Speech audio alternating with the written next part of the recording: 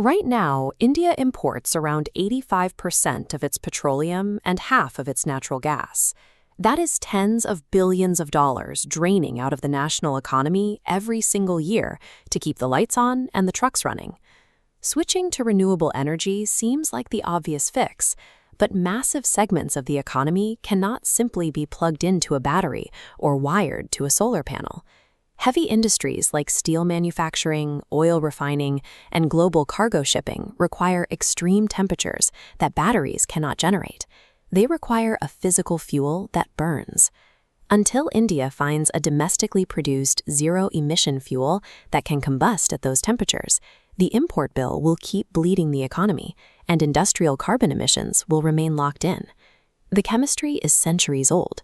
In electrolysis, an electrical current runs through water, breaking bonds to isolate combustible hydrogen gas. If powered by renewables like wind or solar, this green hydrogen fuel produces zero carbon emissions when burned. But building the machines that do this splitting, electrolyzers, is expensive, and running them requires a constant supply of cheap electricity to be commercially viable. Scaling this technology is no longer about proving the science. Success now depends on geographic placement, aligning the hardware with specific regions where renewable power is at its cheapest and most abundant. The National Green Hydrogen Mission launched with an initial $2.4 billion budget, intended to anchor an eventual $96 billion industry. Instead of handing out subsidies to build production plants randomly, the government is engineering hyper-concentrated zones called green hydrogen hubs. A hub must perfectly align four intersecting resources. First, high-yield wind or solar power. Second, massive water access for electrolysis. Third, adjacent heavy industry to guarantee a local buyer. And finally, a deep water port to export surplus fuel. By forcing all of these elements into a single footprint, these hubs act as self-contained micro-economies. They eliminate the financial waste of transporting raw electricity and volatile hydrogen gas across the country. The flagship for this strategy is the Puttamadaka hub in Andhra Pradesh.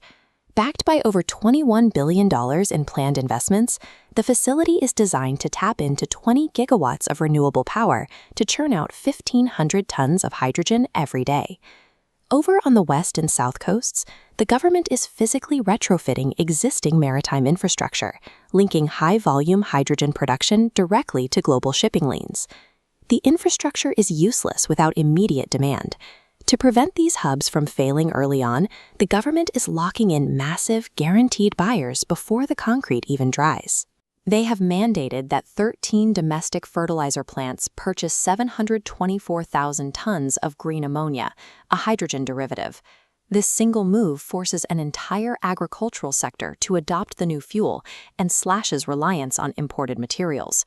To keep the actual hardware domestic, India is refusing to rely on foreign manufacturing for the machinery, awarding contracts to 15 local companies to build the electrolyzers right at home.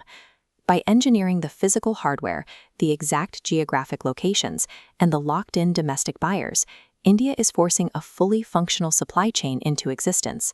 This chart tracks the ultimate 2030 finish line. The government wants to produce 5 million tons annually, create 600,000 jobs, and most critically, drive the price down to $1.50 per kilogram, the point where green hydrogen becomes cheaper than burning fossil fuels. Hitting that number faces a severe engineering hurdle. Solar panels and wind turbines only generate power when the sun shines or the wind blows, but an expensive electrolyzer needs to run 24 hours a day to remain profitable. Managing that power gap is a major risk. The strategy also relies heavily on international markets. The multi-billion-dollar export plan assumes that countries in Europe, as well as Japan and South Korea, will actually commit to buying India's fuel at scale. Successfully managing the grid and securing those foreign contracts ends the reliance on energy imports. It turns India's sun, wind, and coastline into a platform for a dominant position in the global energy market.